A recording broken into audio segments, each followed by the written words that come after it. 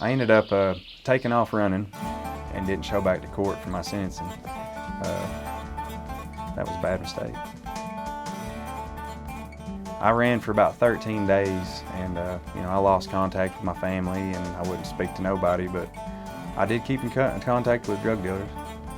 They were still bringing me drugs, so I was still doing the meth, through this little 13-day stint I was on and kind of living out in the woods. I was staying at a friend's house and I was barely going in her house just to get food and water, and then I'd be back out in the woods like I was some commando or something, It didn't take long and the U.S. Marshals were sent after me. It was just minutes later I look up in the sky and I see a helicopter flying. I went back to the lady's house that I was staying at and I got up on the porch and I kind of barricaded myself in, tried to hide in the very corner of this porch, and the door was about 5 feet from me. I have a .357 pistol on me. Suicide. That's where I was at that point, I was like, there's no way I'm going. There's no way I'm going to let them take me. When I finally hear the police, as cars pulling up and I can hear the radios coming, I was like, oh, here they come, So I ended up cocking the .357 pistol, and I knew they were right behind me. I could hear them, I could feel it. I took the gun out and I put it to my neck, and but I was crying pretty heavy at that point. I could hear him saying, Zane, we know you're in there. We know you're in there. They kept saying my name, and I just sat there behind that stuff. They couldn't see me because I had barricaded myself. But the one officer that seen me, he turned around and they all drawed on me at that point. He told me to drop the gun, and I told him no. In my mind, I'm thinking, I'm not going. I can't kill myself, and I'm not going to prison. There's no way. I'm not going to let them take me. So, plan B was let them kill me. So this went on for about 30 minutes. They tried to talk me down, and it was an emotional thing. And there was only one that talked to me the whole time. And he kept begging me, pretty much begging me. I bet he begged me 15 different times to drop the gun. He brought up my mom and family and, why I shouldn't be doing this, just go do my time and get out. Finally started getting to where I was yelling at these police. I was telling them, calling them names, pretty bad names. I finally hear them say 3, 2, and then on that 2, they shot me.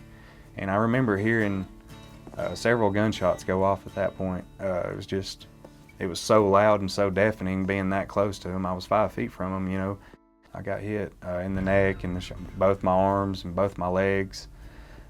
Just the way I was sitting at that point, my legs and my arms saved my life. It was they caught the bullets before they got to my chest.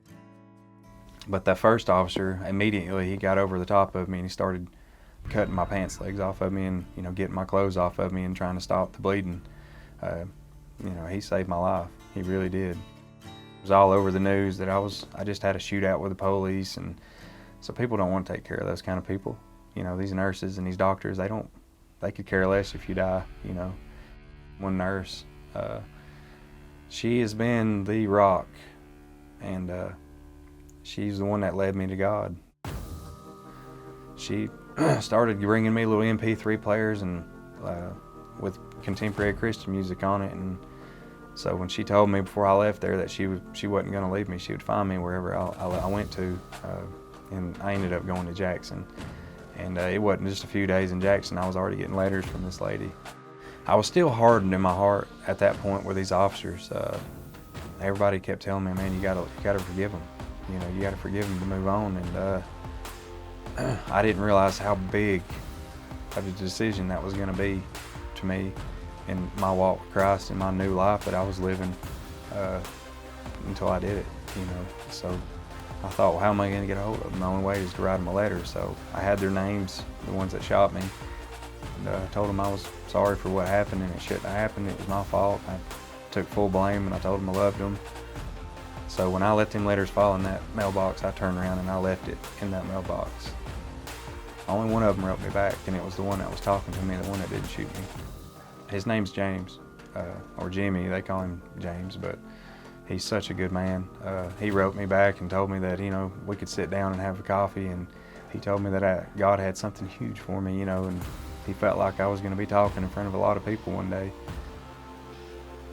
When I was in prison and, they hear my story, and even the officers, even the wardens were like, man, you're lucky to be alive, God's got plans for you.